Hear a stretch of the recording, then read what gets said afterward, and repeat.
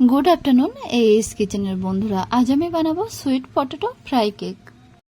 Sweet potato fry cake বানাবার জন্য এখানে আমি নিয়েছি একটু বড় সাইজে একটা মিষ্টি আলু, দুটো ডিম, হাফ বাটি ড্রাই কোকোনাট এবং হাফ বাটি ময়দা, আর নিয়েছি 3 থেকে 4 চামচ মধু। প্রথমে এই মিষ্টি আলুটাকে সিদ্ধ করে নেব। দেখুন, মিষ্টি আলুটাকে সিদ্ধ করে নিয়েছি আর এর খোসাগুলো এবার ছাড়িয়ে নেব।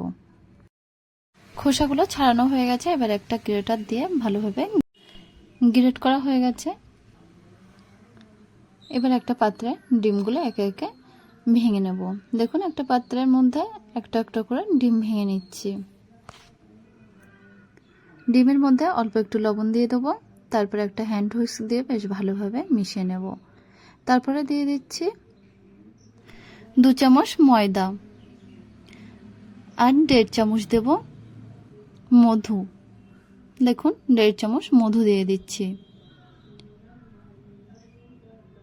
ময়দা এবং মধুর সাথে ডিমটা বেশ ভালোভাবে ফেটিয়ে নেব। তারপরে দেখুন দিয়ে দিচ্ছি 2 চামচ ড্রাই কোকোনাট। এই সবগুলো একসাথে বেশ ভালোভাবে ফেটিয়ে নিচ্ছি। তারপরে দিয়ে দিচ্ছি 2টো এলাচের দানা।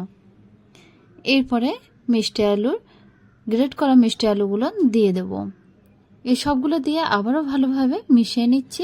এখানে আমার ব্যাটারটা একটু টাইট হয়ে গেছে, সেজন্য একটা ডিম ফাটিয়ে ব্যাটারের মধ্যে দিয়ে ভালোভাবে মিশিয়ে নিচ্ছি। দেখুন, ব্যাটারটা এরকমই হবে। এরপরে মিডিয়াম ফ্লেমে একটি কড়া বসিয়ে কড়াইয়ের মধ্যে 1 থেকে 1.5 চামচ বাটার দিয়ে দেব। তারপরে এই পুরো ব্যাটারটাই কড়াইয়ের মধ্যে দিয়ে দিচ্ছি। ব্যাটারটা কড়াইয়ের মধ্যে চারিদিকে স্প্রেড করে দেব। এরপরে একটা ঢাকনা দিয়ে একদম লো ফ্লেমে রেখে দেব 20 থেকে 25 মিনিট। 20 থেকে 25 মিনিট পরে দেখুন ঢাকনাটা তুলে নিয়েছি।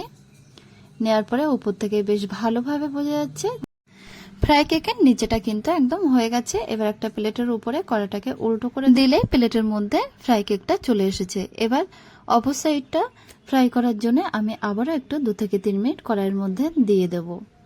দেখুন, 2 থেকে 3 মিনিট পরে এই সুইট পটেটো ফ্রাই কেকটা কিন্তু একদম হয়ে গেছে, তৈরি হয়ে গেছে আজকে আমার আরও একটি নতুন recipe, sweet potato fry cake. এটা বানানো অনেক বেশি সহজ আর খেতে খুবই টেস্টি। তাহলে বন্ধুরা, আমার এই রেসিপিটা দেখে একবার বাড়িতে ট্রাই করে দেখতে পারেন। আর যদি ভালো লেগে থাকে তাহলে অবশ্যই আমাকে একটা কমেন্ট করে জানাবেন।